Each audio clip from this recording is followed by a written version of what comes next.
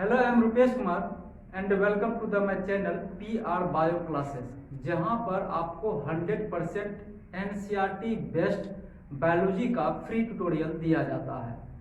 Students, आप देख रहे हैं कि मैं 11th एवं 12th का line by line her chapter का वीडियो आप लोगों के लिए ला रहा हूं। स्टूडेंट्स, आप हमारी वीडियो से लगातार लाभान्वित हो रहे हैं, हमारे लिए बहुत ही खुशी की बात है।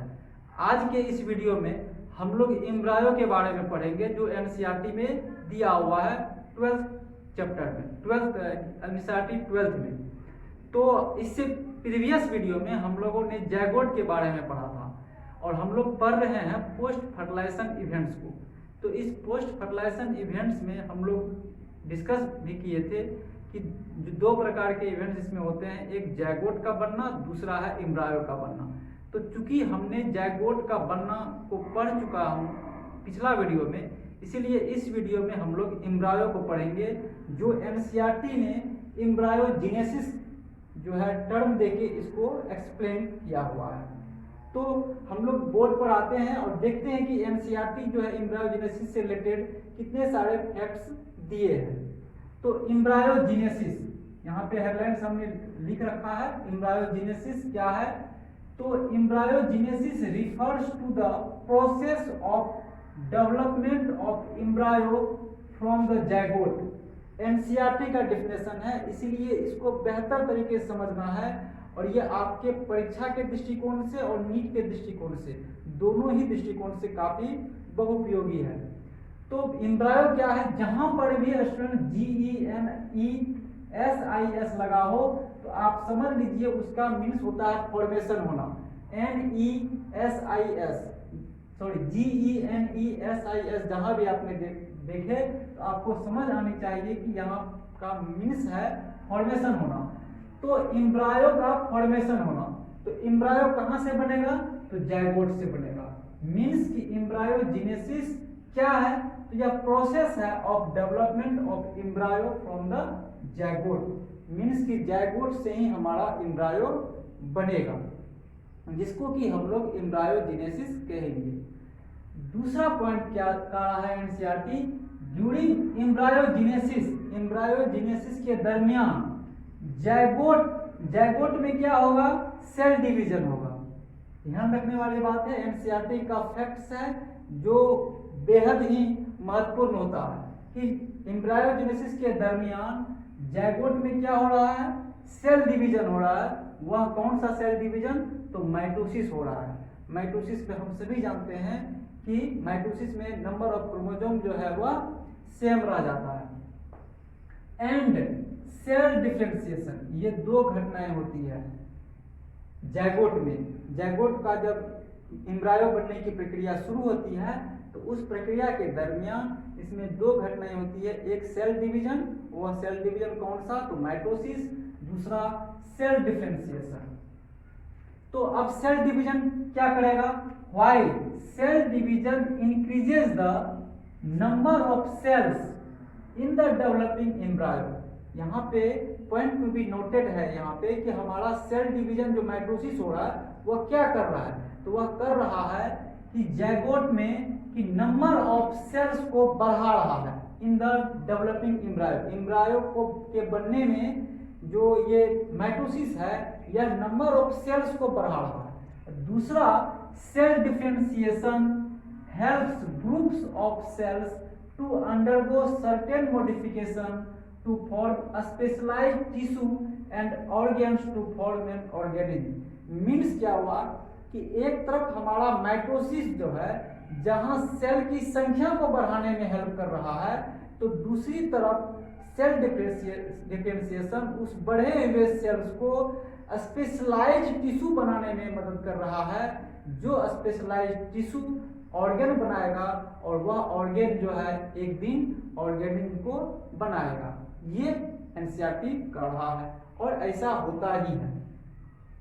नेक्स्ट है animals are categorised into oviparous and viviparous.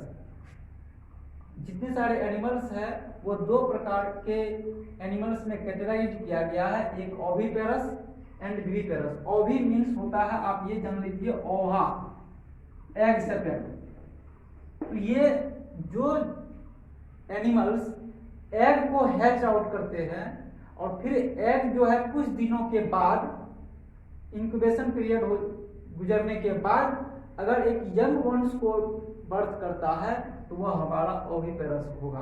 देखते हैं एनसीईआरटी में लिखा है इस चीज को। Animals are categorised into oviparous and viviparous based on whether the development of the zygote. इस आधार पर ये दो कैटेगरी में बांटा है कि जाइगोट कहां पे विकसित हो रहा है। Takes place outside the body हो रहा है, फीमेल पेरेंट के आउटसाइड द बॉडी हो रहा है, या फिर इनसाइड द बॉडी हो रहा है। इस आधार पर हम एनिमल्स को दो भागों में बांटे हैं, एक ओविपेरस, दूसरा विविपेरस। ध्यान रखिए, एनिमल्स को दो कैटेगराइज में बांटा गया है, एक ओविपेरस, दूसरा विविपेरस। किस आधार पर? तो फीमेल पेरेंट के बॉडी के आउटसाइड में उसका डेवलपमेंट हो रहा है जाइगोट का, कि इनसाइड में हो रहा है। ये दो, इस आधार पर दो भागों में बांटा गया है। वेदर दे ले फर्टिलाइज्ड और अनफर्टिलाइज्ड एग्स और give birth to young once.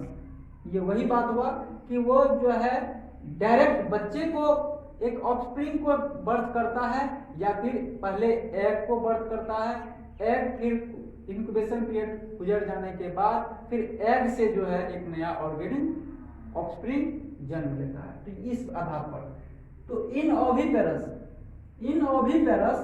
Animals like reptiles and birds, ये आपको ध्यान रखना है।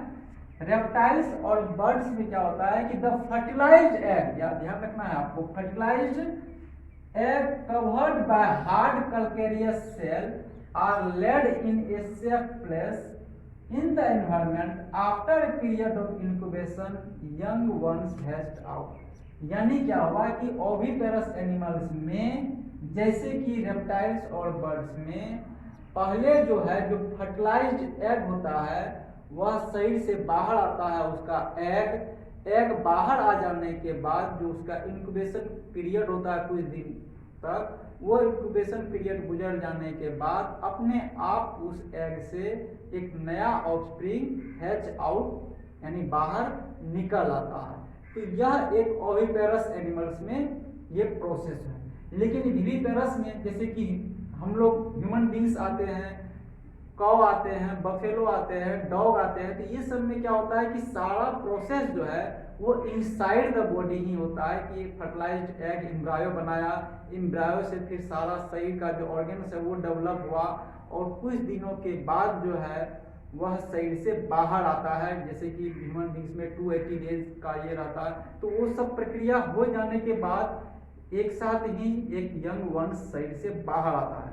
तो ये जो है हम लोगों का ये विविपेरस टाइप ऑफ एनिमल्स होगा। लेकिन ओविपेरस जो होगा वह सही एग, फर्टिलाइज्ड एग जो है वो शरीर से बाहर आएगा, फिर वो इंक्यूबेशन पीरियड में वो एग रहेगा इन द सेफ इन्वायरमेंट, फिर वहां से उस एग से जो है एक चाइल्ड जो है वह ऑर्गेनिक ऑफस्प्रिंग जो है वह हैच आउट होगा। स्टूडेंट्स, ये एनसीईआरटी का दिया हुआ है एम्ब्रायोजेनेसिस में, और ये चैप्टर जो है हम लोग अब लास्ट स्टेज में आ चुके हैं। इसमें हमको लगता है एक वीडियो की जरूरत है, ये चैप्टर से हम लोग बाहर आएंगे। फिर जैसे ही इस चैप्टर से बाहर निकलेंगे हम लोग इस चैप्टर का लास्ट में जो एक्सरसाइज एनसीईआरटी में दिया है उसको भी हम लोग देखेंगे। तो हम आशा करते हैं कि आप हमारे वीडियो को आप वॉच कीजिए, जो प्रॉब्लम है उसको कमेंट्स के जरिए आप भेजिए, और अगर हमारा चैनल आपको अच्छा लगता है, आपको लगता है कि हमारे चैनल से आप अपने परीक्षा में या अपने जीवन में सफल होइएगा, तो निश्चित तौर पे हमारे चैनल को आप सब्सक्राइब करें।